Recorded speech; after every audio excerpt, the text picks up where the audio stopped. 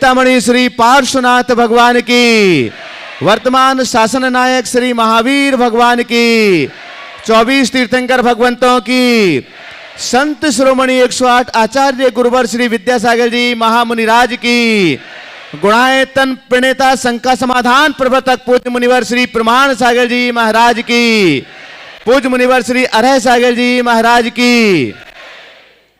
सम्मेद शिखर की पावन तीर्थराज धरा पर स्थित गुणायतन, जहां पर विश्व का एक अनुपम और अद्वितीय जिनालय पंचायतन शैली का निर्माण हो रहा है, और साथ ही साथ में अनुभव केंद्र के नाम से समोसरण दर्शन और आत्मा से परमात्मा तक की यात्रा को बतलाने वाली एक प्रक्रिया राइड और मूवी के माध्यम से आपके लिए तैयार हो रही है। बंधुओं, आज के युवाओं के लिए अगर शास्त्र पढ़ने के लिए कहा जाए तो उतना समय नहीं है और मन भी नहीं है, लेकिन आधुनिक टेक्नोलॉजी का प्रयोग करते हुए और आधुनिक ऐसी टेक्नोलॉजी जो बिल्कुल लेटेस्ट अभी आ रही है, उन सब का समावेश करते हुए आज के युवाओं के लिए ही नहीं, पूरी समाज के लिए नहीं, पूरी परंपरा के लिए महाराज श्री जो यहां पर दे रहे हैं वो एक अद्वितीय है, अद्भुत है। इसलिए हम एक बार आपसे अनुरोध करेंगे कि जो भी लोग यहां पधारे, एक बार आप अनुभव केंद्र का निरीक्षण अवश्य करें, जहां पर समोसरण दर्शन राइड और साथ में आत्मा से परमात्मा की यात्रा 108 मिनट की मूवी अभी निर्माणाधीन है, लेकिन बहुत ही जल्दी ये आपके बीच यहां पर आने वाली है। बंधुओं, गुणायतन के इस बढ़ते हुए क्रम में अनेक लोग देश और दुनिया से प्रतिदिन अपना योगदान देते हैं। चंचला लक्ष्मी का सदुपयोग करते हुए वे ये समझते हैं कि हम अपने जीवन का सर्वश्रेष्ठ अगर कहीं देना है तो मुझे गुणायतन में देना है, क्योंकि गुणायतन में एक ऐसा इतिहास रचा जा रहा है जो आने वाले सदियों सदियों तक कायम रहने वाला है, और ये सभी विश्व मापदंड पर है। जो भी यहां रचना हो रही है ये सब विश्व मापदंड पर खरे उतरने वाले कीर्तिमान हैं। तो आज जिन उदारमना दानदातारों ने अपनी चंचला लक्ष्मी का सदुपयोग किया है, हम उनके नामों की घोषणा कर रहे हैं। अपेक्षा होगी कि आप जोरदार करतल ध्वनि से उनका सम्मान करेंगे, और साथ ही अपेक्षा होगी कि आप इस धरा पर पधारे हैं, शाश्वत तीर्थराज पर पधारे हैं, तो एक बार फिर मैं आपसे अनुरोध करूंगा कि आप कहीं भी कुछ भी दें, लेकिन जीवन का सर्वश्रेष्ठ देना है, शाश्वत दान देना है, तो शाश्वत दान देकर के गुणायतन से अवश्य जुड़िएगा। किसी न किसी रूप में आप गुणायतन से जुड़िएगा, ताकि आपकी आने वाली पीढ़ी, आपकी परंपरा ये कह सके गौरव के साथ कि मेरे पिताजी, मेरे दादाजी, मेरा परिवार गुणायतन का साथी था, गुणायतन से जुड़ा हुआ था, गुणायतन का सदस्य था। तो आप भी अवश्य गुणायतन से अवश्य ही जुड़िएगा। सबसे पहले आज जिन्होंने गुणायतन के लिए स्वर्णदान दिया है, हम उनके नामों की घोषणा कर रहे हैं। अगर वे यहां पर उपस्थित हैं तो अपनी जगह पर खड़े होकर के महाराज श्री का मंगल आशीष ग्रहण करते जाएंगे। ललितपुर उत्तर प्रदेश से श्री प्रकाश चंद जी शौर्या, श्रीमती गुणमाला जैन, संजीव संध्या प्रीति अभिनव एवं सपरिवार ने सोने की एक अंगूठी प्रदान की। एक बार जोरदार करतल ध्वनि से आप सम्मान करते जाएं। अगर उपस्थित हो तो अपनी जगह पर खड़े होकर के महाराज श्री का मंगल आशीष ग्रहण करें। अहमदाबाद गुजरात से हीराबेन, श्रद्धाबेन एवं गिरीश कुमार साहे ने एक सोने का टुकड़ा जो 11.57 ग्राम का है, गुणायतन के लिए समर्पित किया है। एक बार जोरदार करतल ध्वनि से उनका सम्मान करें। आप वो यहाँ पर उपस्थित हैं, उस दिन वंदना के लिए गए थे। अपने स्थान पर खड़े होकर के मंगल आशीष ग्रहण कर लें। दमोह निवासी और रायपुर प्रवासी श्री नीलेश निशा जैन ने गुणायतन के लिए एक सोने की कंठी और सोने की अंगूठी दी है। वजन लगभग 14.40 ग्राम। अपने स्थान से आशीर्वाद ले लीजिएगा, और आप लोग जोरदार करतल ध्वनि से उनके दान की अनुमोदना करते जाएं। दमोह मध्य प्रदेश से श्रीमती सुमनलता जैन, श्री डी.के. जैन एवं सुब्रा शैली जैन ने गुणायतन के लिए एक सोने का टुकड़ा 10.25 ग्राम समर्पित किया है। इनके लिए भी आप तालियां तो लगातार बजाते जाएं। आगरा उत्तर प्रदेश से श्री पारस जैन, राहुल बिहार आगरा वालों के माध्यम से श्री राजेश जैन कारपेट वाले, विभव नगर आगरा वाले ने अपनी पूजनीय माता जी 2 प्रतिमाधारी की स्मृति में गुणायतन के लिए आज ही 4 सोने की चूड़ियां समर्पित की। एक बार जोरदार करतल ध्वनि से उनका भी सम्मान करें। आगरा उत्तर प्रदेश से ही श्रीमती सीमा जैन पुत्र शिवम जैन ने सोने की वाली और मंगलसूत्र के 4 पीस वजन 5.75 ग्राम गुणायतन के लिए समर्पित किए। एक बार जोरदार करतल ध्वनि से इनका भी सम्मान कर लीजिए। कानपुर उत्तर प्रदेश से श्री महावीर प्रसाद सरोज जैन ने गुणायतन के लिए एक स्वर्ण अंगूठी समर्पित की है। तालियों का अवदान देते रहे लगातार। बापूनगर जयपुर राजस्थान से श्रीमती मीना जी जैन ने गुणायतन के लिए आज 2 स्वर्ण चूड़ियां प्रदान की हैं, 15.09 ग्राम समर्पित। एक बार जोरदार करतल ध्वनि से वो यहां पर हैं भी, अपने स्थान से खड़े होकर के मंगल आशीष ग्रहण कर लें। अजमेर राजस्थान से श्री दिलीप कुमार जैन, धर्मपत्नी श्रीमती मिथिलेश जैन, आशीष रोहित जैन ने गुणायतन के लिए एक सोने की चेन लगभग 7.97 ग्राम की समर्पित किए हैं। जोरदार करतल ध्वनि से उनका भी सम्मान कर लें। मुरादाबाद मध्य प्रदेश से स्वर्गीय कमलचंद जैन, नीरू जैन, विपुल जैन, प्रियंका अविका, प्रवीका जैन ने गुणायतन के लिए 10.00 ग्राम के एक सोने का सिक्का समर्पित किया है। जोरदार करतल ध्वनि से उनका भी सम्मान करें।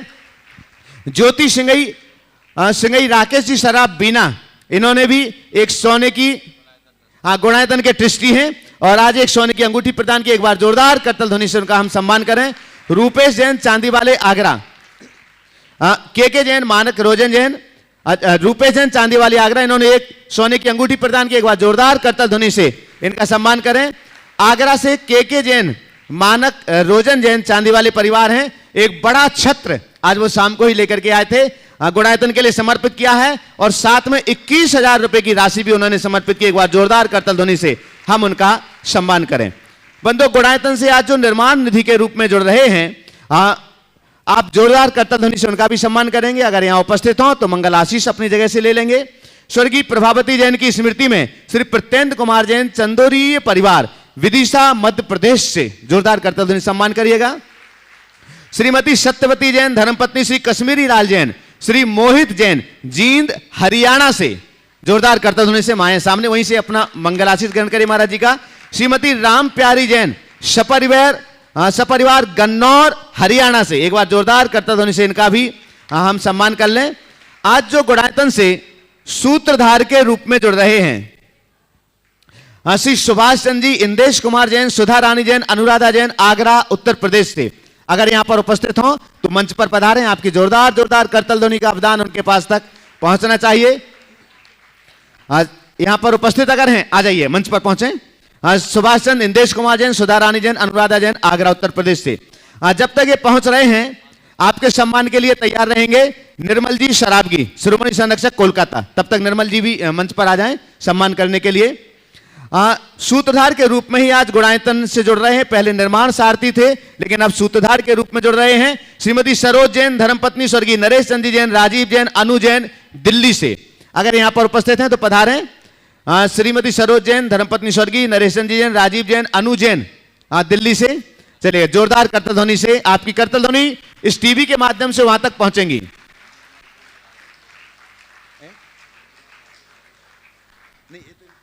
आइएगा सम्मान के लिए श्री निर्मल जी शराबगी, शिरोमणि संरक्षक कोलकाता, और राजेश जी सेठी सरिया पहुंचेंगे सम्मान के लिए। आइएगा। गुणायतन से आज संस्थापक सदस्य के रूप में जुड़ रहे हैं। एक बार तालियों का अवदान। गुणायतन से आज संस्थापक सदस्य के रूप में जुड़ रहे हैं।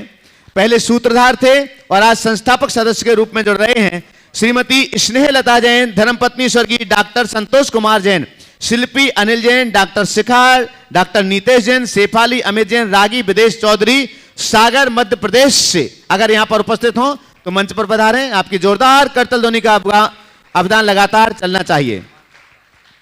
और आपके सम्मान के लिए हम यहां पर आमंत्रित करें अनिल अमिता जी, गुणायतन के शिरोमणि संरक्षक, दुर्गापुर से हमारे बीच हैं। पधारें आपका सम्मान करने के लिए। बंधुओं, दीपचंद जी जैन, दिनेश जी जैन, अजीत जैन, चांदी वाले परिवार, आगरा, आज गुणायतन से निर्माण सारथी के रूप में जुड़ रहे हैं। हम आमंत्रित कर रहे हैं कि पधारेंगे। दीपचंद जी जैन आइएगा सम्मान करने के लिए। अनिल अमिता जी दुर्गापुर से आज जो गुणायतन से संस्थापक सदस्य के रूप में जुड़ रहे हैं। श्रीमती स्नेहलता जैन, धर्मपत्नी स्वर्गीय डॉक्टर संतोष कुमार जैन, शिल्पी अनिल, डॉक्टर शिखा, नीतेश। तालियों का अवदान लगातार। गुणायतन के संस्थापक सदस्य हैं ये। और अब मैं आमंत्रित कर रहा हूं दीपचंद जैन, दिनेश जैन, अजीत जैन, चांदी वाले, आगरा, जो आज गुणायतन से निर्माण सारथी के रूप में जुड़ रहे हैं। हाँ, आपका प्रश्न हम करवाएंगे, एक मिनट। हाँ, अब भी हम आपका प्रश्न भी करवा रहे हैं। आपका सम्मान करने के लिए आमंत्रित कर रहा हूं राजेश जी जैन, पूना से हमारे बीच हैं। गुणायतन के ट्रस्टी राजेश जैन, पूना, पधारें सम्मान करने के लिए। हैं आ गए राजेश जैन, पूना, आ जाए। चलिए, और प्रश्न करने के लिए श्रीमती स्नेहलता जी यहीं रहें। हाँ, यहीं रहें आप जब तक प्रश्न करने के लिए। साथ ही गुणायतन से ट्रस्टी के रूप में जुड़े हुए हैं। आप ये जुड़े हुए थे पहले, लेकिन परिवार नहीं आ पाया था। आज परिवार यहां पर उपस्थित है। गौरव जैन, रचना जैन, ऋषभ संभव, अयांश जैन, सूर्यनगर गाजियाबाद से। एक बार जोरदार करतल ध्वनि के बीच हम उन्हें आमंत्रित करते हैं, पधारें। गौरव जैन, रचना जैन, ऋषभ संभव, अयांश जैन, सूर्यनगर गाजियाबाद। और सम्मान करने के लिए शकुन दीदी यहां पधारेंगे सम्मान करने के लिए, और साथ में राजेश सेठी सरिया सम्मान करने के लिए पधारें, जो गुणायतन से संस्थापक सदस्य के रूप में जुड़े हुए हैं। जोरदार जोरदार करतल ध्वनि से उनका अवदान, तालियों का अवदान दें। आइएगा, जल्दी से पहुंच जाएं। आज गुणायतन से सूत्रधार के रूप में, आगे बढ़ जाओ राजेश, थोड़ा सा आगे बढ़ो। गुणायतन से आज सूत्रधार के रूप में जुड़ रहे हैं श्री हंस कुमार, निपुण जैन, आर्जव जैन, एकाग्र जैन। आज दिल्ली से सूत्रधार के रूप में पधारेंगे आपकी जोरदार करतल ध्वनि से के बीच। और आपके सम्मान के लिए आमंत्रित कर रहे हैं कालिदास जी छाबड़ा और राकेश रजनी जी इंदौर से पधारेगा। सम्मान करने वाले भी थोड़ा सा शीघ्रता करें। श्री हंस कुमार, निपुण जैन, आर्जव जैन, एकाग्र जैन, दिल्ली। और गुणायतन से ही सूत्रधार के रूप में आज जुड़ रहे हैं स्वर्गीय शांति देवी जैन, स्वर्गीय रविंद्र कुमार जैन की स्मृति में श्रीमती रजनी जैन, श्री जिनेंद्र जैन, खिलौना वाले परिवार, दिल्ली से आप पधारेंगे। अगर यहां पर उपस्थित हो तो आइएगा। हाँ, हंस कुमार, निपुण जैन, आर्जव जैन, एकाग्र जैन, दिल्ली, जो आज गुणायतन से सूत्रधार के रूप में जुड़ रहे हैं। और कालिदास जी छाबड़ा सम्मान करेंगे। हाँ, पूरा परिवार बोला, चलिए, जो कोई बात नहीं, जो आ चुके हैं तालियां बजाएं जोरदार जोरदार करतल ध्वनि से। हाँ, सूत्रधार में ही स्वर्गीय शांति देवी जैन, स्वर्गीय रविंद्र कुमार जैन की स्मृति में श्रीमती रजनी जैन, श्री जिनेंद्र जैन, खिलौना वाले परिवार, दिल्ली से सूत्रधार के रूप में जुड़ रहे हैं। नहीं है? आइएगा। और आपका सम्मान राकेश रजनी जी इंदौर, सम्मान करने के लिए राकेश रजनी जी, हाँ, इंदौर, गुणायतन के परम संरक्षक, सम्मान करने के लिए पधारेंगे। बंधुओं, आप सबको मालूम है गुणायतन में आने वाले समय में पर्वराज पर्यूषण पर्व में श्रावक संस्कार शिविर यहां पर आयोजित किया जा रहा है। और वह श्रावक संस्कार शिविर 31 अगस्त से 9 सितंबर तक यहां आयोजित होगा, जिसके लिए रजिस्ट्रेशन कराने के लिए मात्र 7 दिन शेष रह गए हैं। और जो भी शंका समाधान के इस कार्यक्रम को पारस चैनल और प्रामाणिक ऐप के माध्यम से देश और दुनिया में अपने घर पर बैठे हुए लाइव देख रहे हैं, और यहां पर बैठे हुए भी जो लोग देख रहे हैं इस कार्यक्रम को, श्रावक संस्कार शिविर के लिए और तीनों अष्टांगिक पर्व में जो शिक्षक महामंडल विधान होता है उसके लिए आपके द्वारा प्रदत्त, आपके द्वारा दिए गए पीतल के बर्तनों का उपयोग होगा, जिनमें द्रव्य सामग्री लग करके और भगवान की आराधना करने का सौभाग्य प्राप्त होगा। लगभग 750 सेट के आसपास आ चुके हैं। कल जिन नामों की घोषणा हम कर चुके थे, उन नामों की घोषणा हम आज हम पुनः नहीं कर रहे हैं समयाभाव के कारण से। आज श्री धर्मचंद जी छाबड़ा जियागंज से, उन्होंने आज 50 बर्तन सेट की घोषणा अपनी ओर से की है। जोरदार करतल ध्वनि से उनका सम्मान करें। और श्रीमती संध्या प्रेमचंद जी जैन, सागर उपकार एजेंसी, जिनकी ही ये बार बार मुझसे आकर के कहते थे, आज उन्होंने भी 51 बर्तन सेट की घोषणा अपनी ओर से की है। एक बार जोरदार करतल ध्वनि से उनका भी हम सम्मान करें।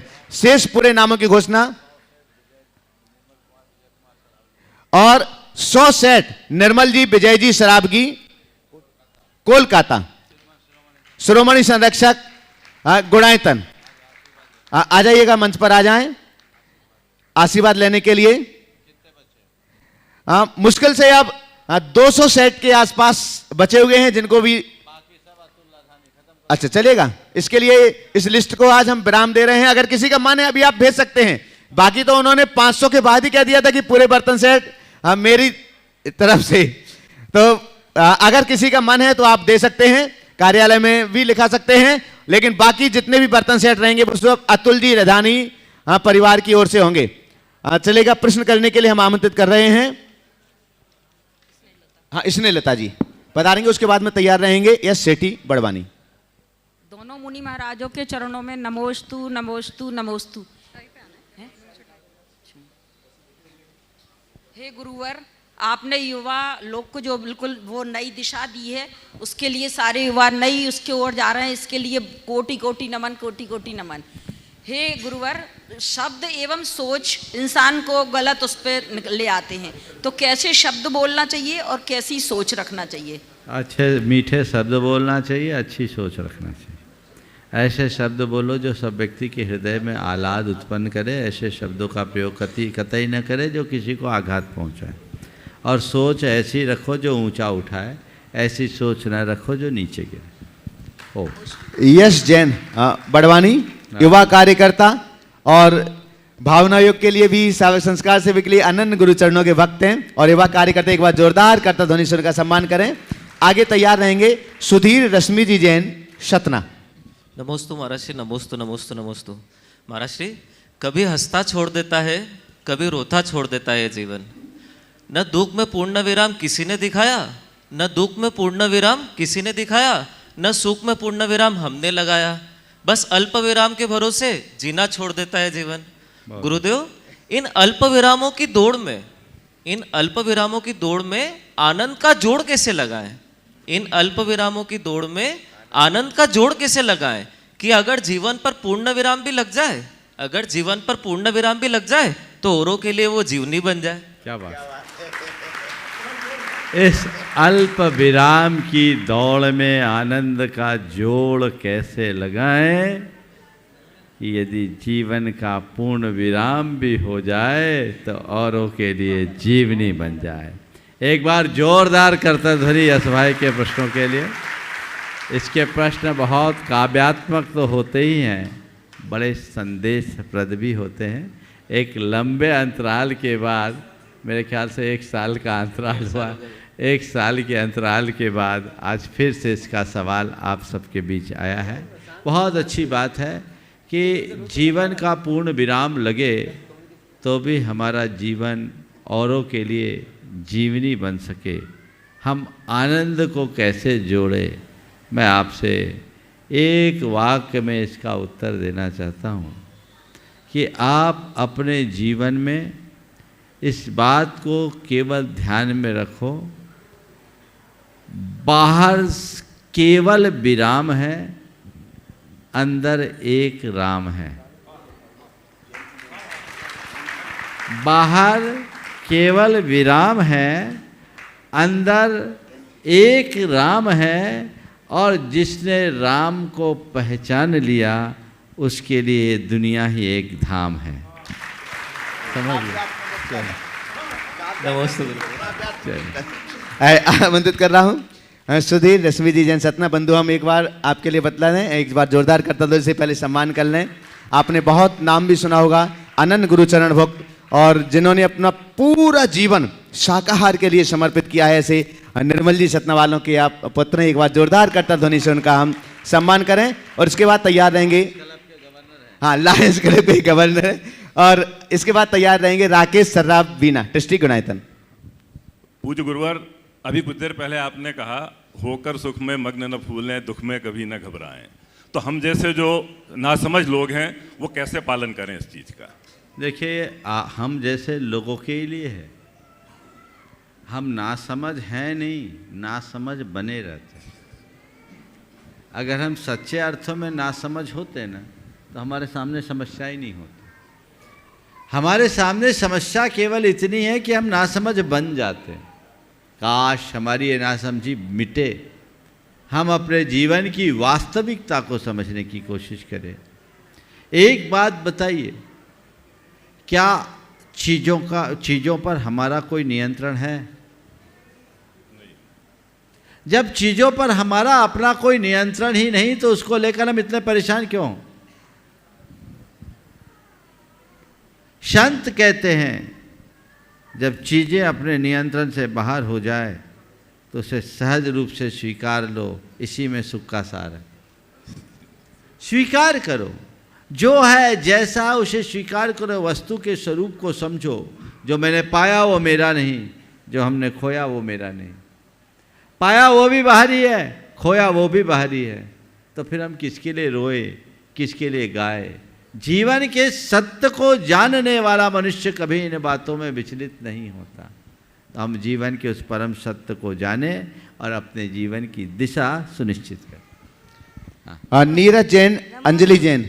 नमस्ते रश्मि महाराज। को, हाँ। जी, काल वंदना महाराज जी। एक आजकल के वर्तमान समय में एक बहुत बड़ी समस्या है, सभी जानते हैं कि मतलब आजकल बड़ों का स्नेह और वात्सल्य बच्चों पे कम होता जा रहा है।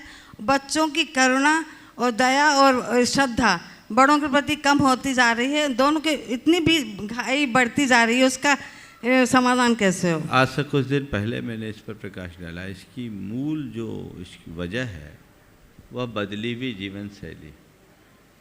आप हम लोग जिस पीढ़ी में जिए हैं वहाँ परस्परता और सहजीवन की वृत्ति थी। सब साथ रहते थे, एक कमरे में 10-10 लोग सो जाते थे, घर में एक टॉयलेट में ही सबका काम हो जाता था। वो दिन था। तो आपस में परस्परता, प्रेम, बंधुत्व, आत्मीयता और स्नेह की प्रगाढ़ता स्वाभाविक रूप से हो जाती थी। वो समय था जब किसी को खांसी आए तो बाजू वाला उसकी पीठ सहलाता था। अब वो सब चीज़ें हट गई। अब सब लोग आत्म केंद्रित से होने लगे। अब तो ये स्थिति आ गई है, कोई आत्महत्या कर रहा है, किसी की आग लग गई, कोई आग लगा रहा है तो दूसरा वीडियो बना रहा है। कैसी विडंबना है। सोच बहुत तेजी से बदल रही। जब तक हम साथ रहना नहीं सीखेंगे तो सहजीवन की भावना जागेगी कैसे? हमने जब से पश्चिमी परंपरा को आत्मसात करना शुरू किया, हमारे अंदर की जो मौलिकता थी वो खंडित होने लगी और उस मौलिक वृत्ति के छिन्न भिन्न हो जाने के परिणाम स्वरूप आज जो कुछ भी घट रहा है हम सबके सामने। तो अब मैं कहूँ कि हम पुरानी जीवन शैली को अपनाएं, शायद ये व्यवहारिक नहीं होगा, लेकिन वर्तमान में एक बदलाव ला करके हम बड़ा परिवर्तन कर सकते हैं। वो ये है कि परिवार के लोग चाहे कितने भी व्यस्त हों, दूर हों, एक वक्त का भोजन एक साथ खाने करने की शुरुआत करें। सप्ताह में एक दिन पूरे परिवार के साथ मंदिर जाने का अभ्यास करें। आज हमें सबको एक दिन साथ में मंदिर जाना है। रोज एक वक्त का भोजन साथ ही करना है और हमें भले स्वाध्याय हो या और कोई निमित्त बनाकर आधा घंटा ही सही एक दूसरे से बात करना। जब तक संवाद नहीं जुड़ेगा, स्नेह नहीं बढ़ेगा, सौहार्द कैसे आएगा? तो संवाद बहुत जरूरी है स्नेह सौहार्द के लिए। अगर ये आप कर सके तो बहुत उत्तम है, लेकिन सब बातें तो करते हैं, अपनाते नहीं। अब चाहे आप नई पीढ़ी के लिए दोष दो, बड़ों का भी अब बच्चों से कितना लगाव बचा। अब सब तो सोशल मीडिया में उलझ के रह गए, या नहीं है तो किटी पार्टियों में चले गए। समय कहाँ, सोच जो पूरी तरह से पश्चिमी हो गई, उसने हमें अंदर से बेहद कमजोर बना दिया है। मैं देख रहा हूं कि मनुष्य की बाह्य शक्तियां विस्तीर्ण हो रही है और खुद वो शक्तिहीन होता जा रहा है। उसकी दशा उस लाठी की तरह है जो ऊपर से तो रंगी पुती है लेकिन भीतर से खोखली है। ऐसी लाठी लुभावनी और आकर्षक तो हो सकती है पर काम में नहीं आएगी। जीवन के इस सत्य को समझने की जरूरत है और जब हम इसे समझेंगे तभी उस अनुभूति का रस ले सकेंगे जिसके कि हम हकदार हैं। राकेश शराब, वीना, गुणायतन ट्रस्टी, और आगे तैयार रहेंगे अनिल, अमिता, अनुपमा जैन, दुर्गापुर, श्रोमणी संरक्षक, गुणायतन। हाँ बंधु, नीरज जैन, अंजलि जैन, जयपुर राजस्थान से, उन्होंने एक अंगूठी गुणायतन के लिए प्रदान की। एक बार जोरदार करतल ध्वनि से उनका सम्मान करें। और मैं एक अनुरोध करूंगा कि आप जो भी ये सामग्री है, आप कार्यालय में वहाँ जाएंगे तब अपनी सामग्री वहाँ दें, भजन करवाएं, रसीद बनवाएं और वहाँ पर ही समर्पित करें। मेरे पास सिर्फ नाम बस यहाँ तक भेजें। मुनि द्वय के चरणों में मेरा, मेरे परिवार की ओर से, नगरवासियों की ओर से नमोस्तु नमोस्तु नमोस्तु। मुनि जी, मेरी शंका है कि हम समता रखते हैं, बाहर समता तो रख लेते हैं, लेकिन अंदर समता रखने के लिए क्या करें? देखिए, बाहर की समता तो समझौता है, असली समता तो अंदर की होती है। हम अंदर समता भाव रखेंगे तभी अपने जीवन में कुछ अच्छा कर सकेंगे। तो अंदर की समता के लिए समझ को अच्छी बनानी पड़ेगी। वस्तु के स्वरूप को हम समझें और ये जाने कि किसी भी कार्य की निष्पत्ति में मेरी कितनी सी भूमिका है और निमित्त का क्या रोल है, तो हम अपनी क्षमता को बना सकते हैं। और उसके लिए हर पल एक बात को अपने मानस में अंकित रखें कि बस जो हो रहा है उसे होने दो, मैं करता नहीं दृष्टा हूँ। बस इतनी दृष्टि आ जाए तो बहुत सारा काम हो सकेगा। हाँ, आज कम है, कल करना। अनिल, अमिता जी, अनुपमा जी, दुर्गापुर, शिरोमणि संरक्षक गुणायतन। आगे तैयार रहेंगे डॉक्टर रेणुका जैन, बेंगलोर, कर्नाटका। महाराज नमोस्तु नमोस्तु नमोस्तु। महाराज मेरी शंका यह है कि व्यापार के क्षेत्र में जब सब कुछ अनुकूल चलता है, लाभ होता है तो अच्छा लगता है, और जब आर्थिक उथल पुथल होता है तो भय बना रहता है। क्या आपके उसमें जीवन में भी परिवर्तन आता है तो आपको भी कुछ भय बना रहता है? देखो, बहुत अच्छा सवाल किया है कि व्यापार में जब व्यापार चढ़ता है तो आनंद आता है और अगर डगमगाता है तो उथल पुथल होता है, भय बनता है। आपने पूछा है क्या आपके जीवन में भी ऐसा आता है? देखिए, जीवन में उतार चढ़ाव तो हर किसी के आ सकते हैं, आते हैं, और मेरे जीवन में भी आए अनेक ऐसे प्रसंग हैं। लेकिन एक अंतर है, एक व्यक्ति वह है जो जीवन के उतार चढ़ाव में विचलित होता है और एक व्यक्ति वह है जो जीवन के उतार चढ़ाव में भी ठहराव बनाए रखता है। मैंने तो ये पाया है कि कभी अपने मन में कर्ता बुद्धि रखा नहीं। मेरा अध्यात्म मुझे हर पल संभाल के रखता है, इसलिए तमाम उतार चढ़ावों के बाद भी मेरे मन में रत्ती भर परिवर्तन नहीं आता। मैं उन्हें तटस्थ भाव से देखता हूँ, सहज भाव से देखता हूँ। एक उदाहरण के लिए मैं आपको बताऊँ, ये गुणायतन का जो प्रोजेक्ट आप सब देख रहे हैं ना, ये एक बहुत चुनौतीपूर्ण कार्य था। आप तो शुरू से जुड़े रहे। 10 साल की R&D को मैंने डस्टबिन में डाला, ये बीड़ा उठाया, एक भावात्मक बात को क्रियात्मक रूप में, दृश्य रूप में दिखाना एक बड़ी चुनौती थी। टेक्नोलॉजी का प्रयोग उस व्यक्ति के द्वारा जो कभी टेक्नोलॉजी जाना नहीं, पढ़ा नहीं, मेरी कोई डिग्री नहीं है, मैं तो कॉलेज भी नहीं गया, लेकिन कैसे करे। पर मैं था कि बस प्रयोग धर्मा था, मेरा स्वभाव है, आगे बढ़ो, प्रयोग करो, प्रयोग करो, प्रयोग करो, और जब तक पूर्ण संतुष्टि नहीं है तब तक छोड़ो नहीं। मुझे 1 मिनट लगा किसी चीज़ को खारिज करने में, मैं किसी दबाव में नहीं आया। मैंने जाना कि जो होना है, मेरा आत्मविश्वास था कि ऐसा होगा, और अंततः वो हो गया जिसकी मैं कल्पना करता था।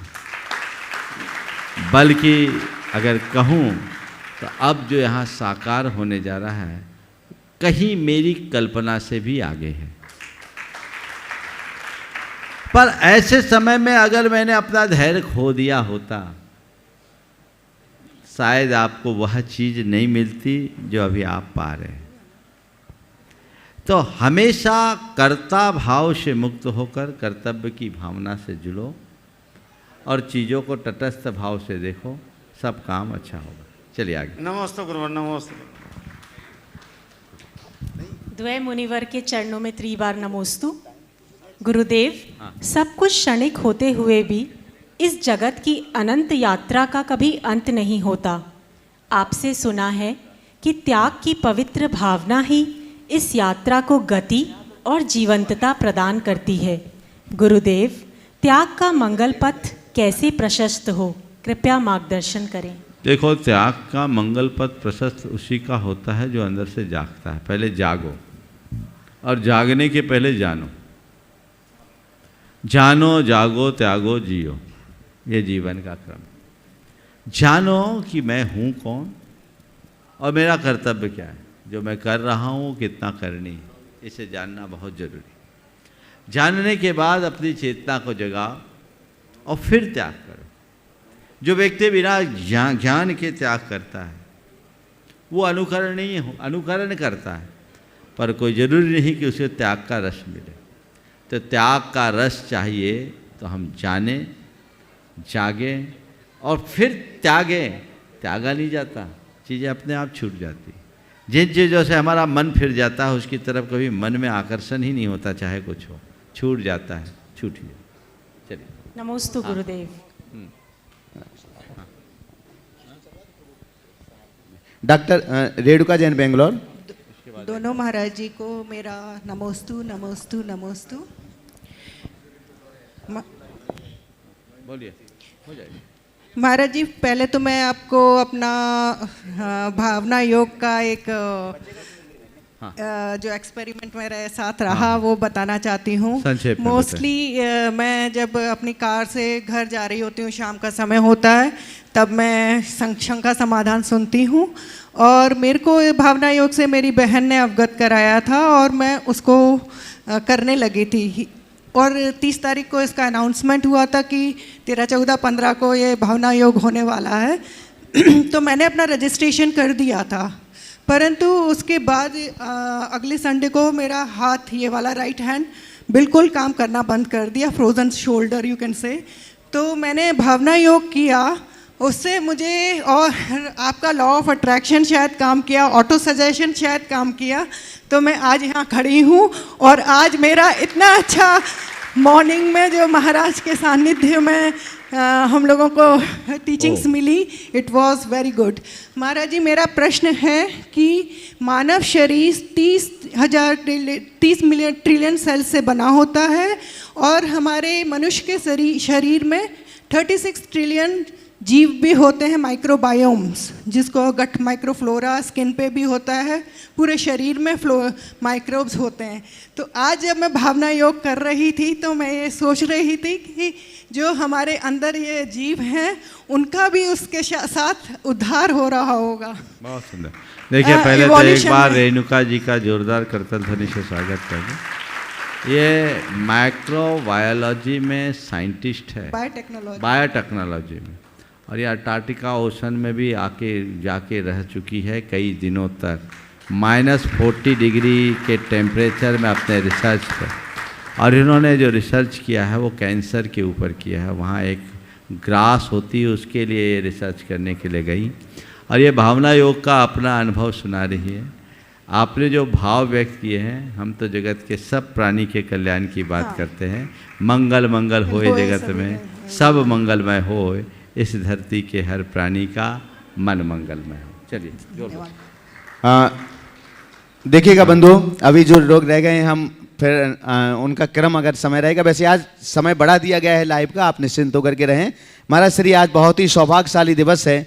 शंका समाधान इसी सम्मेद शिखर की पावन धरा पर आज के दिन ही 13 अगस्त 2014 को प्रारंभ हुआ था, इसका प्रसारण प्रारंभ हुआ था और आज 8 वर्ष इसके पूर्ण हो चुके हैं। 9वें वर्ष में ये प्रवेश कर रहा है। तो महाराज श्री NC जैन कार्याध्यक्ष जो दिल्ली के हैं, उन्होंने शंका समाधान की पारस चैनल के माध्यम से जो हुआ, पारस चैनल की पूरी टीम को आशीर्वाद चाहा है। इसके जितने पुण्यार्जक आज तक रहे हैं 8 सालों में, उन सभी पुण्यार्जकों के लिए आशीर्वाद चाहा है और वो स्वयं दिल्ली से लाइव अपनी शुभकामनाएं यहाँ पर प्रेषित कर रहे हैं। आपके श्री चरणों में नमोस्तु करते हुए। देखिए, ये बात बिल्कुल सही है। आज शंका समाधान के 8 वर्ष पूरे हो गए।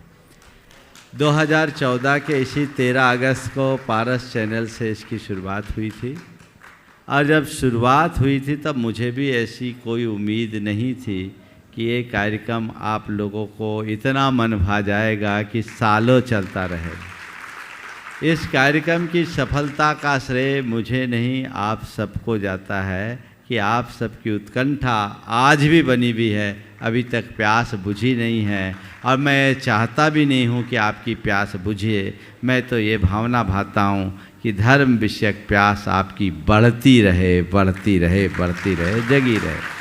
8 वर्षों में शंका समाधान ने एक नया कीर्तिमान बनाया है। मुझे जानकारी मिली है, लगभग कल पूरा डिटेल आ जाएगा, लगभग 60 से 70 हज़ार के लगभग सवाल इस बीच में हुए। मेरे तो ध्यान में नहीं था, जब मैं आने लगा तो मेरे पास NC जैन की खबर आई कि आज 8 वर्ष पूरे हो रहे हैं, कुछ होना चाहिए। हम बोले तो तुम लोगों को करना चाहिए, मेरा काम क्या है।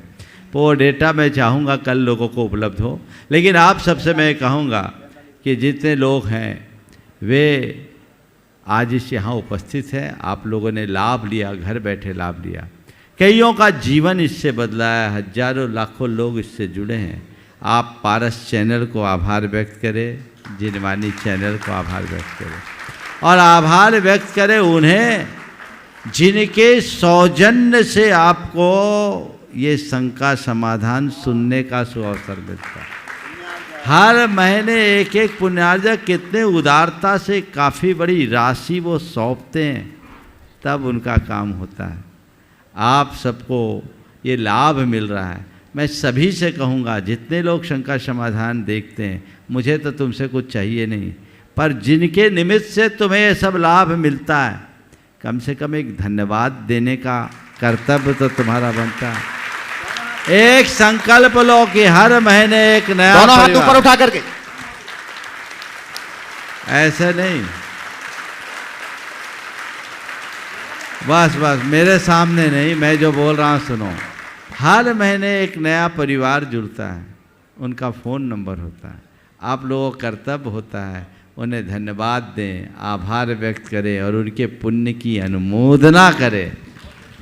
हर दर्शक को इतना तो करना चाहिए। हर बार चैनल वाले को कहे आप बहुत अच्छा कार्यक्रम दिखा रहे हैं, तो बहुत अच्छा परिणाम सबके जीवन में आ सकता है और ये गति आगे बढ़ सकती है।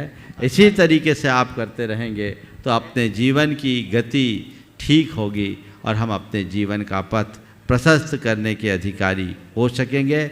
मेरा सभी को आशीर्वाद, पारस चैनल के सभी डायरेक्टर्स को, और गुणायतन तो इसमें लगाई, जितने लोग इसके प्रसारण में सहयोगी रहे।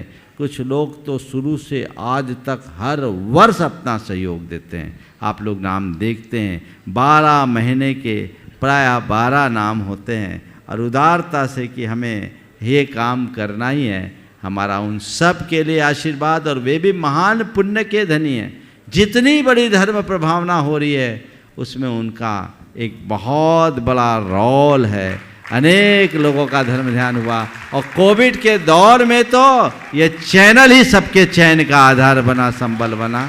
तो मैं बहुत ही प्रमुदित भाव से सभी को आशीर्वाद दे रहा हूँ, और इसी तरह सबकी गति बनती रहे। बंधुओं, ये भावना योग का शिविर आज चालू हुआ है, कार्यक्रम ऐसे ही चलेगा। आने वाले दिनों में श्रावक संस्कार शिविर है, उसे भी आप सब पूर्ण उत्साह और भव्यता के साथ संपन्न करें, अपनी भागीदारी सुनिश्चित करें। 10 लक्षण के दिनों में ऐसे अवसर यदि आपको प्राप्त होते हैं तो वह आपके जीवन के लक्षण को बदलेगा। यहाँ का 10 लक्षण आपके जीवन के रूपांतरण का आधार बनाए। जिन्हें भी इसमें भाग लेना है वो समय पर भाग लेकर अपना कल्याण कर सके। ओम शांति।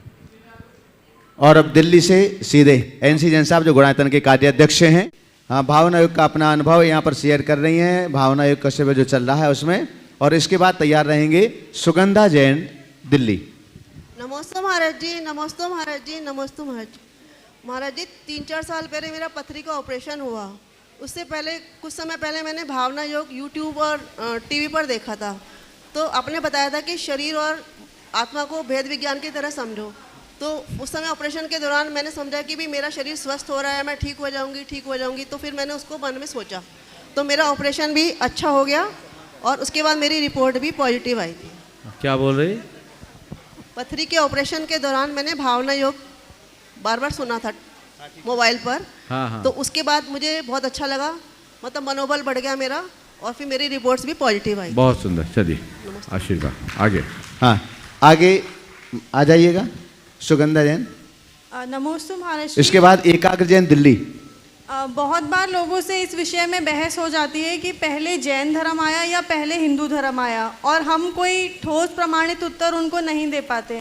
तो ऐसे में हमें उन्हें क्या उत्तर देना चाहिए? पहली बात तो हमें ऐसे विवादों में पड़ना नहीं चाहिए, और उनसे पूछो, ऐसे सवाल करते उनसे पूछो, भाई सवाल पहले और बाद का नहीं है, सवाल उपयोगिता का है। कोई धर्म पहले था इसलिए अच्छा है और कोई बाद में आया इसलिए खराब, ये कहना ठीक नहीं। पहले और बाद में आने से सवाल नहीं है, हमें अपनाने योग है कि नहीं, अच्छा है या नहीं, बुरा है या नहीं, इस पर विचार करना चाहिए, पहली बात। अब रहा सवाल पहले और बाद का, तो उनसे कहना चाहिए अगर आप भारत के इतिहास को ठीक तरीके से पढ़ेंगे तो आपको पता चलेगा कि भारत में कौन सा धर्म कब उत्पन्न हुआ। हमें भारतीय इतिहास को ठीक तरीके से जानने और समझने की ज़रूरत है। और जिन्हें भी जैन धर्म के इतिहास को संक्षेप में जानना है, हमारी एक कृति है जैन धर्म और दर्शन, आप उसको पढ़ें। उसमें एक चैप्टर है जैन धर्म के इतिहास का। उसमें जैन धर्म के इतिहास को बड़े तथ्यात्मक तरीके से संक्षेप में प्रस्तुत किया गया है। किसी भी परंपरा या संस्कृति के इतिहास को जानने के लिए हमारे पास 3 आधार हैं: साहित्य, पुरातत्व और अभिलेख। साहित्यिक स्रोतों की दृष्टि से देखा जाए तो वर्तमान भारतीय साहित्य में सबसे पुरातन साहित्य है ऋग्वेद। अकेले ऋग्वेद की 141 ऋचाओं में भगवान ऋषभदेव का स्तुति परक उल्लेख है। ऋग्वेद के अलावा अथर्ववेद, सोमवेद और यजुर्वेद में भी ऋषभदेव और कुछ अन्य तीर्थंकरों का उल्लेख है। ये इस बात का प्रमाण है कि ऋषभदेव कम से कम वैदिक ग्रंथों के सृजन से पूर्व तो अपना अस्तित्व बना ही लिए थे। इसी तरह हम अनेक पौराणिक साहित्यों में भी जब देखते हैं तो पाते पौराणिक साहित्य में देखते हैं तो पाते हैं कि अनेक पुराणों में भगवान ऋषभदेव का उल्लेख है, जिसमें भागवत में तो भगवान ऋषभदेव को अवतार के रूप में स्वीकार किया गया है।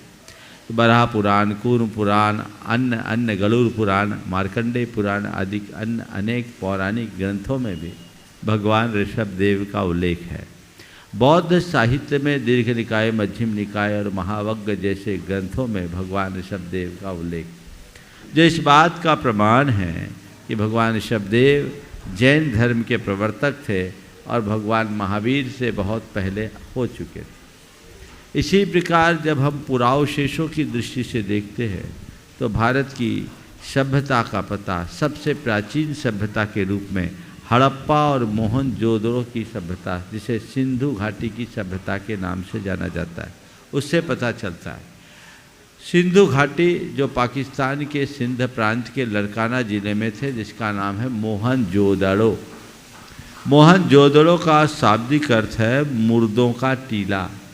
1911 में उसकी खुदाई की गई और उस समय भारतीय पुरातत्व विभाग के director general professor Ram Prakash Chandra, उन्होंने उस पर अपना शोध लिखा, हड़प्पा एंड जैनिज्म, सिंध 5000 एगो, ऐसा उनका ग्रंथ था। और उसमें उन्होंने स्पष्ट लिखा कि इसमें जो मोहरें प्राप्त हुई है, अनेक मोहरें और कुछ फलक प्राप्त हुए, उसमें भगवान ऋषभदेव का अंकन है। वहाँ FGH 449 नाम से एक फलक है जिसमें भगवान ऋषभदेव की कायोसर्ग मुद्रा उत्कीर्णित है और वहीं उनका चिन्ह बैल भी बना हुआ है। तो ये अनेक विद्वानों ने इस पर अपनी सम्मति दी और इस आधार पर ये बताया कि जैन धर्म सिंधु घाटी की सभ्यता से पूर्व भारत में अस्तित्व में आ चुका था।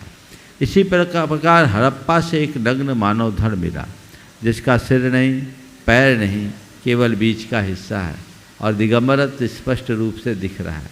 उस पर डॉक्टर TN रामचंद्रन, जिनका अपना एक शोध ग्रंथ है हड़प्पा एंड जैनिज्म, वह भी भारतीय पुरातत्व विभाग के तत्कालीन महानिदेशक थे।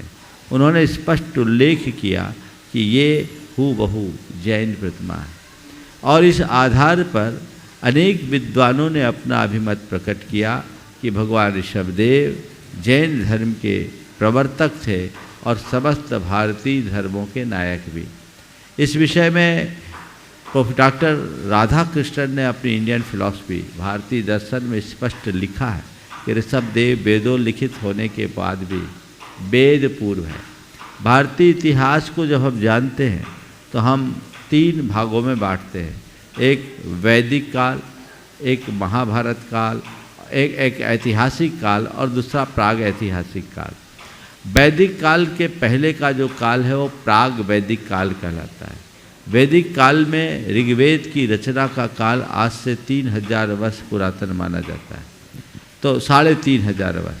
तो उस तक के काल को वैदिक काल कहा जाता है, उससे पीछे के काल को प्राग वैदिक काल कहा जाता है। इस अर्थ में जैन धर्म प्राग वैदिक धर्म है। इसी तरह ऐतिहासिक काल की गणना ईसा पूर्व 7वीं शताब्दी तक, उससे पीछे के काल को प्राग ऐतिहासिक कहा जाता है। अनेक प्राच्य और पाश्चात्य विद्वानों ने अपना अभिमत इसमें प्रकट किया है। आप सब उस पुस्तक से अच्छे तरीके से इसकी जानकारी प्राप्त कर सकते हैं। ये सारी जानकारी तथ्य उपस्थित करने की दृष्टि से मैंने रखा है, लेकिन ये आज के समय में कतई प्रासंगिक नहीं है कि लोग इसलिए लड़े या इसलिए उलझे कि कौन सा धर्म अच्छा और कौन सा धर्म खराब, कौन सा धर्म नया और कौन सा धर्म पुराना। धर्म झगड़ने के लिए नहीं है, धर्म जीने के लिए है। हमें सीख लेना चाहिए। ये बात ही पूरी तरह अप्रासंगिक और अप्रयोजनीय है, हमें इन पर ज़्यादा महत्व नहीं देना चाहिए। और अगर कोई व्यक्ति इस बात में बहस करते हैं तो उनसे कहें हम धर्म बहस के लिए नहीं, जीने के लिए पालते हैं। कृपया आपको अच्छा लगे तो स्वीकार करें, अन्यथा मुझे मेरे ऊपर छोड़ दें। एकाग्र जैन दिल्ली आगे तैयार रहेंगे। प्राची जैन, शनल जैन इंदौर। नमोस्तु नमोस्तु नमोस्तु महर्षि। महर्षि, हमें भादों में ज़्यादा व्रत और मंदिर जाने के लिए क्यों बोला जाता है? देखो, भादो महीना है ना, इस महीने में भद्रता होती है। भद्रता का मतलब समझ गए? भद्रता का अर्थ है कल्याण, भद्रता का अर्थ है सरलता, समझ गए? तो ये भादों के महीने में हम सब के अंदर सरलता आती। और भादों के महीने में व्रत उपवास इसलिए भी किया जाता है कि इस महीने में मौसम भी बहुत अच्छा होता है, न ज़्यादा सर्दी होती है न ज़्यादा गर्मी होती है। और भादों के माह से ही दशलक्षण की शुरुआत होती है। तो धर्म की वास्तविक आराधना हमने दशलक्षण से शुरू की, इसलिए भाद्र मास को विशेषतया व्रत उपवास के मास के रूप में जाना जाता है। नमोस्तु महर्षि। प्राची जैन, सनल जैन इंदौर, और साथ में ही आ जाएं आयुष काला इंदौर और सुनील कुमार जैन इंदौर। बंधु, एक बार जोरदार करतल ध्वनि से इस परिवार का सम्मान करें। ये आज ही ट्रस्टी के रूप में बने हैं। और साथ में कानपुर वाले भी आ जाएं, जिनके माध्यम से, वो पहले से ट्रस्टी बने हुए थे और जिनके माध्यम से आज ये ट्रस्टी गुणायतन परिवार से जुड़े हुए हैं, संस्थापक सदस्य ट्रस्टी के रूप में। हाँ, श्रीमती भानु जैन कानपुर से। भानु प्रकाश, हाँ, भानु प्रकाश जैन आ जाएं, वो भी साथ में आ जाएं। आप प्रश्न अपने अपने कर लेना, 3-4 प्रश्न आपके करिएगा। पहले प्राची जैन। मुनिवर के चरणों में सादर नमोस्तु नमोस्तु नमोस्तु। महाराज जी, कहा जाता है इंसान को केवल 2 चीज़ें कामयाब बनाती हैं, एक अच्छी किस्मत और दूसरी कड़ी मेहनत। अच्छी किस्मत सबकी नहीं होती और कड़ी मेहनत फिर से बोलिए, एक तो किस्मत और दूसरी कड़ी मेहनत। हाँ, तो अच्छी किस्मत सबकी नहीं होती और कड़ी मेहनत सबसे नहीं होती। हम ऐसा क्या करें कि कड़ी मेहनत तो करें और किस्मत अच्छी ना हो तो भी कामयाबी प्राप्त हो जाए? देखो, किस्मत हो या कड़ी मेहनत, हमें प्रयोजन कामयाबी से है, हमें कामयाबी चाहिए। अब रहा सवाल कि हम किस्मत के भरोसे बैठे हैं और सफलता नहीं मिल रही है, तो क्या हम ऐसा नहीं मान सकते कि मेरी किस्मत में कड़ी मेहनत से ही सफलता लिखी, और कड़ी मेहनत को ही अपनी किस्मत मान लो? सफल हो सकते हैं कि नहीं हो सकते? बोलो, हो सकते हैं ना? तो कड़ी मेहनत को भी हम अपनी सफलता का आधार मान सकते हैं। कड़ी मेहनत को हम अपनी सफलता का आधार बनाएं। और सवाल किस्मत और मेहनत के बीच चुनाव करने का है, तो मुझे पता नहीं कि मेरे किस्मत में क्या है, पर मुझे हमेशा पता रहना चाहिए कि मैं क्या, तो हमारा जीवन सुनिश्चित तौर पर सफल होगा। हाँ, दे दें आयुष। मुनीश्वरी जी के चरणों में बारंबार नमन। बोलो। महाराज जी, हर युग का अपना एक डिफाइनिंग ट्रेट या परिभाषा होती है। जैसे पहले धर्म का युग था, फिर ज्ञान का युग था, आज धन का युग है। इस युग में आपकी नेटवर्थ या आपका धन ही आपको सम्मान के लायक बनाता है। क्या आने वाले समय में युग की व्याख्या फिर बदल जाएगी? अगर हाँ, तो वो क्या होगी और उसका धर्म पर कैसे प्रभाव पड़ेगा? बात बिल्कुल सही है। एक ज़माना था, धर्म का युग था, ज्ञान का युग आया, आज धन की प्रमुखता आ गई। और इसमें कोई आश्चर्य नहीं कि परिवर्तन आए, आता रहता है, ये तो चक्र है, बदलेगा। आज किसी भी व्यक्ति को उसके नेटवर्थ के आधार पर मान्यता मिलती है, ये बात मानता हूँ। लेकिन दो चीज़ें हैं, एक सामयिक और एक शाश्वत। सामयिक जो व्यवस्थाएं हैं, मूल्य के रूप में हो या अन्य रूप में, वो समय समय पर परिवर्तित होती है। पर जो शाश्वत नियम होते हैं वे अपरिवर्तित होते हैं, वो कभी बदलते नहीं। समझ गए? आज भले ही व्यक्ति की कितनी ही नेटवर्थ हो और उसके वजह से उसे चाहे कितना भी मान सम्मान मिले, पर ऐसा व्यक्ति भी धर्म के दरबार में अपना मत्था टेकता है कि नहीं? ऐसे व्यक्ति को भी शांति के लिए धर्म की शरण लेनी पड़ती है, क्योंकि वो शाश्वत है। तो भले तुम पैसे से अपनी पहचान बना लो, पर ये बात गांठ में बांध कर रखो, पैसा तुम्हारे जीवन के लिए बहुत कुछ हो सकता है, पर सब कुछ नहीं। शांति तो धर्म के दामन को थामने के बाद ही मिलेगी। और ये समझ मन में आ जाए तो कहीं भटकाव नहीं। आज पैसा महत्व दे रहा है, उस समय पैसे की निरर्थकता साबित दिखने लगी जब लोग कोविड के प्रभाव में आए, प्रकोप में आए। अच्छे अच्छे लोग, हजारों हजार करोड़ के धनी लोग भी निरुपाय से हो गए। उनका पैसा उनके काम में नहीं आया, उनके परिजन भी उनके काम में नहीं आए, अलग थलग रहना पड़ा। अन्य बीमारियों में और कोविड में एक बड़ा अंतर दिखा। अन्य बीमारियों में व्यक्ति का मस्तिष्क काम नहीं करता तो चीज़ों को समझ नहीं पाया, लेकिन कोविड में व्यक्ति को एकदम आइसोलेट रहना पड़ा, सब कुछ देख रहा है, जान रहा है। आदमी की मिट्टी को भी हाथ लगाने वाला नहीं मिला। अब सोच लो व्यक्ति की नेटवर्थ का कितना महत्व है। समझ गए? तो इसलिए अपने जीवन की वास्तविक वर्थ को समझो। नेटवर्थ ये नहीं है, असल वर्थ इनर है, आउटसाइडर है। सुनील कुमार जैन। दोनों मुनिवर के चरणों में बारंबार नमोस्तु नमोस्तु नमोस्तु। हे गुरुवर, हर चीज़ के दो पहलू होते हैं, जैसे सत्य असत्य, अनुलोम विलोम, जन्म मृत्यु। कहा जाता है कि जन्म एक प्रश्न है और मृत्यु उसका उत्तर है। तो हम अपनी ज़िंदगी को जीने में ऐसा क्या करें कि हमें उत्तर के रूप में पूर्णांक प्राप्त हो, 100%?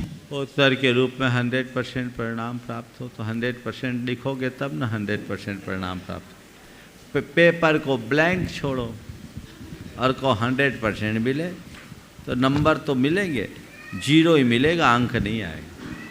समझ गए? अगर 100% पाना चाहते हो तो 100% दो।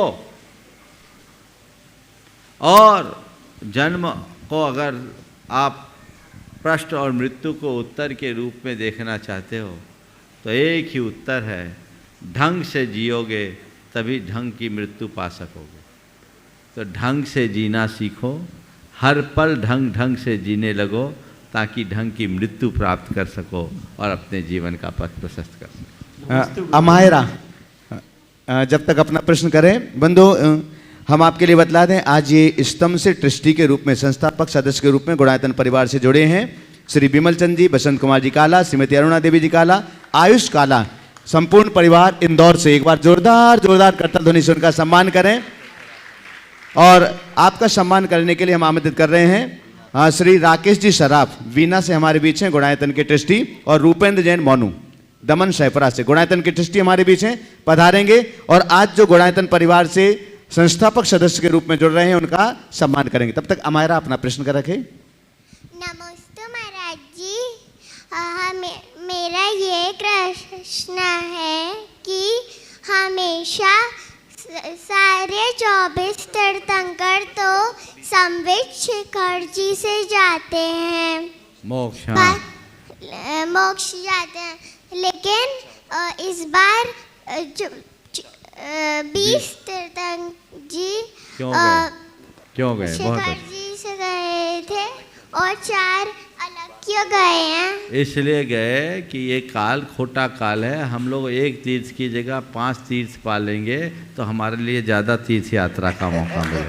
सब यहीं आते तो एक ही तीर्थ होते हैं, तो हमें 5 तीर्थ की वंदना का सुअवसर भगवानों ने दे दिया। ये हम लोगों के लिए अच्छा है। चलो आइए। चलेगा। आपका सम्मान करने के लिए राकेश शराब बीना से रूपेंजन मोनू, आप लोग थोड़ा सा पास में आ जाएं। और बंधु एक बार जोरदार करताल ध्वनि से, ये भानु प्रकाश जी कानपुर वाले परिवार हैं उनके। मोनू उस साइड जाओ, उस साइड जाओ, आप लोग देने वाले हैं। हाँ चलेगा, इनका सम्मान करना है आप दोनों जन को। और आगे अगर सब लोग एक साथ आए कैमरे में, एक बार आपकी तालियों की अनुमोदना भी लगातार चलना चाहिए। हाँ, इन्होंने भानु प्रकाश जी कानपुर परिवार, इन्होंने अपने बेटी दमाद को हाँ भी गुणायतन से जोड़ा हुआ है संस्थापक सदस्य के रूप में। आपकी तालियां पर्याप्त नहीं है। आइएगा बंधु। हम यहां पर आमंत्रित कर रहे हैं आगे प्रश्न के लिए डेविड नीलम सेठी गुवाहाटी से हमारे बीच हैं, पधारे। थोड़ी सी इस तरफ से आओ, इस तरफ से। हाँ, थोड़ा सा सीखता।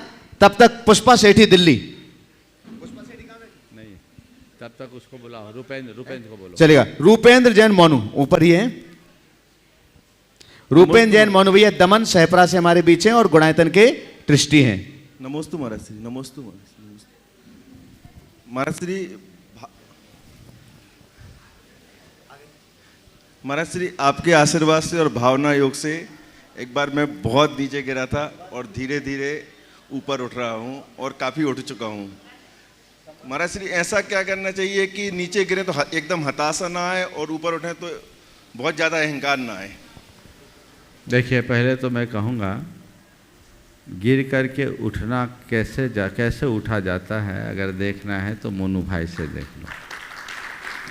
आज से 7 साल पहले ये आदमी एकदम ज़मीन पर आ गया था। पहले काफ़ी अच्छे दिन थे इसके, लेकिन 1-2 डिसीजन ऐसे हुए जिससे एकदम नीचे आ गया।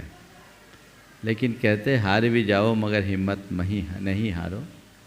इस व्यक्ति ने उस घड़ी में जो इनके अच्छे दिन नहीं थे, ज़्यादातर समय गुरु समागम में बिताया। आप लोगों ने भी देखा होगा, लगभग 1 साल 1.5 साल तक साथ रहा। आज फिर समय सुधरा है और इन्होंने जितना बड़ा गड्ढा था उसे भर दिया और आज फिर से खड़ा हो गया, वो ऊपर की ओर चढ़ रहा है। तो मैं सभी को इस व्यक्ति के माध्यम से एक प्रेरणा देना चाहूँगा कि हमेशा एक बात का ख्याल रखो, रात के बाद प्रभात होता है। समझ गए?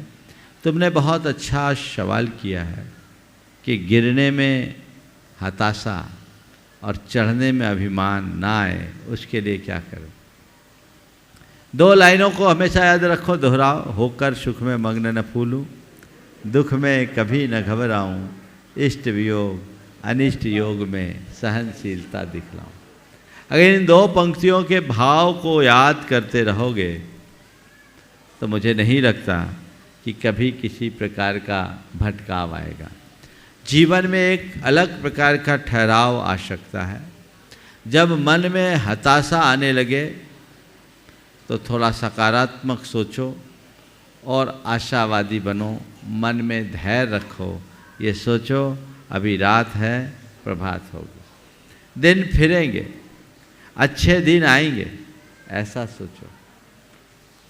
और जब मन में अभिमान आने लगे तो ये भी सोचो कि ये टिकाऊ नहीं है, आज है कल रहेगा, कोई पता नहीं, सब दिन एक समान नहीं होते, इसलिए न मुझे हताशा से ग्रसित होना है न ही अभिमान से। डेविड नीलम सेठी गुवाहाटी गुणायतन के सूत्रधार। आगे मैं बहुत सम्मान के साथ आमंत्रित कर रहा हूं हमारे बीच रांची से श्री रमेश सिंह जी IAS आज हमारे बीच इस सभा में उपस्थित हैं। मैं आपकी जोरदार करता ध्वनि के बीच उन्हें इस मंच तक आमंत्रित करता हूं। हाँ, शपथनीक पधारेंगे परिवार से। नमोस्तु गुरुदेव। गुरुदेव, मेरा प्रश्न ये है कि एक पिता के 2 पुत्र हैं, एक योग्य बहुत योग्य, एक थोड़ा कमज़ोर। तो जो योग्य पुत्र है वो अपनी हर इच्छा की पूर्ति करता है और इसमें पिता की भी सहमति होती है, लेकिन जो थोड़ा सा कमज़ोर है वो कुछ भी करना चाहता है तो पिता की उसकी रोक टोक भी होती है और असहमति भी होती है। तो क्या इसे निष्पक्षता कहेंगे? देखिए, योग्य पुत्र अपने पिता की हर इच्छा की पूर्ति करता है और अयोग्य पुत्र नहीं कर पाता। तो अब जिसकी जो योग्यता है उसको उसके अनुरूप सम्मान मिलना चाहिए, इसमें कोई पक्षपात जैसी बात नहीं है, समझ गए। अब हमारी योग्यता ही वैसी नहीं है तो हमें उसका क्या। और दूसरी बात मैं सभी पुत्रों से कहूँगा, बड़ों की कृपा उनकी करुणा होती है, उस पर हमारा अधिकार नहीं होता। वो जो कर रहे हैं हमें करने दीजिए, उसके अतिरिक्त कुछ नहीं सोचें। चलिए। हाँ, सॉरी, थोड़ा सा नाम गलत हो गया था उनका। मैं आमंत्रित कर रहा हूँ अनिल कुमार सिंह जी, जो रांची से हमारे बीच हैं, IAS हैं। आपकी जोरदार करतल ध्वनि के बीच हम उन्हें आमंत्रित करते हैं और हम आपके सम्मान के लिए आमंत्रित कर रहे हैं प्रेमचंद जी एन उपकार सागर से हमारे बीच हैं, गुड़ायतन की टिस्टी, और चंद्रकला जी पाटनी रांची से हमारे बीच हैं, गुड़ायतन की टिस्टी। पधारें और पहले इस परिवार का सम्मान करें और उसके बाद वो अपना प्रश्न या अपने विचार यहाँ पर महाराज जी के चरणों में रखेंगे। पहुँच जाए, लीजिए। पहले एक जैसे खड़े हो जाएं, थोड़ा सा आपकी तालियां अनुमोदना के साथ। ये हमारी परंपरा है, सम्मान की ये परंपरा है। IAS अधिकारी हैं और बहुत बड़े कार्य इन्होंने अपने जीवन काल में किए हुए हैं। चलेगा, माइक दें। इसके बाद आगे तैयार रहेंगे यश सेठी बड़वानी। दोनों मुनि चरणों के में नमस्तु। मेरे पास शब्द नहीं है। मैं पहली बार कुंडलपुर में गया था 2018 में, जबकि दमोह में इलेक्शन ड्यूटी में था, और वहाँ दमोह से ही मैंने मुनि जी आपका प्रवचन और शंका समाधान सुनना शुरू किया। इन पिछले 4 सालों में मुझे अपने प्रशासनिक क्षेत्र में काम करने के क्रम में जो भी समस्या आई, शंका समाधान और प्रवचन ने उसका समाधान दिया। ये मुझे जब ये शंका समाधान सुन रहा था आज से 15-20 दिन पहले, तो ज्ञात हुआ कि यहाँ भावना योग का शिविर आयोजित है। मैं इस समय रांची में ही था, तो मैंने यहाँ पर, चूँकि पत्नी बीमार रहती हैं, तो उनके लिए मैं इस शिविर में भाग लेने का प्रयास किया। उन्हीं से बहुत लोग हैं। एक, चूँकि धर्म के क्षेत्र में मैं बहुत जुड़ा हूँ और अपने प्रशासनिक क्षेत्र में लगभग 40 जगहों पर काम किया हूँ, जुड़ा भी रहा हूँ। मुझे एक प्रश्न जो हमेशा व्यथित करता है कि मैं कौन हूँ, और इस प्रश्न का जवाब मुझे अब तक कहीं नहीं मिल पाया। देखिए, पहले तो मैं चाहूँगा एक बार जोरदार करतल ध्वनि से अनिल सिंह जी का सम्मान करें। एक वरिष्ठ प्रशासनिक अधिकारी होने के साथ इनकी ये धार्मिक अभिरुचि इनकी निष्ठा को प्रकट कर रही है। और प्रशासनिक अधिकारी यदि इतने निष्ठावान हो तो हमारे देश की अपने आप उन्नति हो।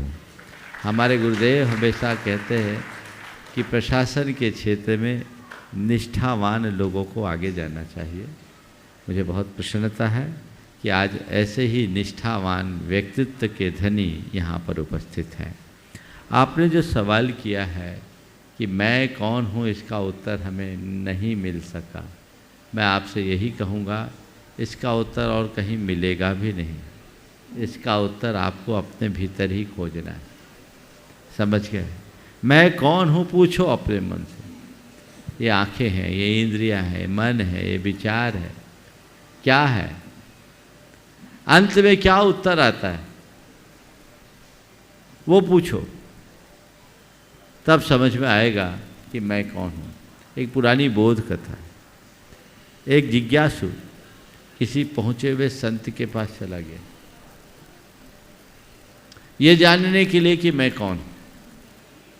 जैसे तैसे उसे घुसने मिला। जो मुख्य संत थे वो व्यस्त थे, तो उन्होंने उनके शिष्य से पूछा मैं कौन हूँ।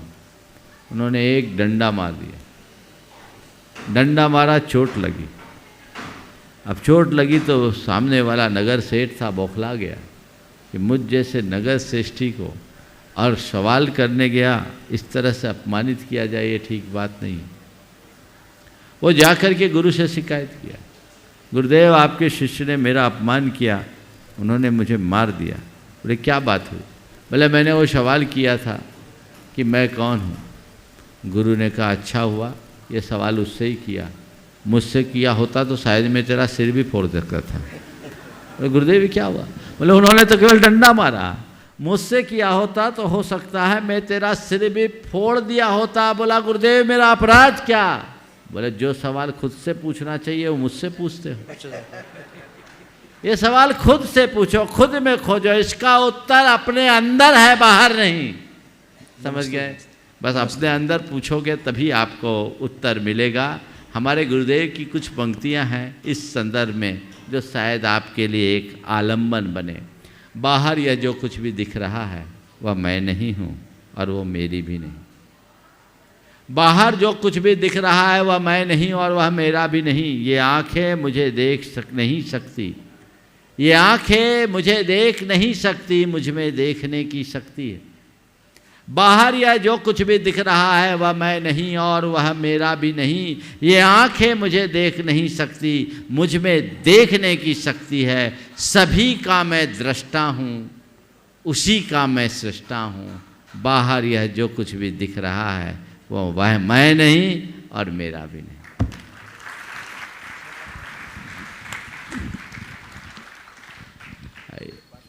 इस प्रकार आज के इस सत्र को परम पूज्य गुरुदेव के चरणों में नमन अर्पित करते हुए मैं यहीं पर विराम दे रहा हूँ।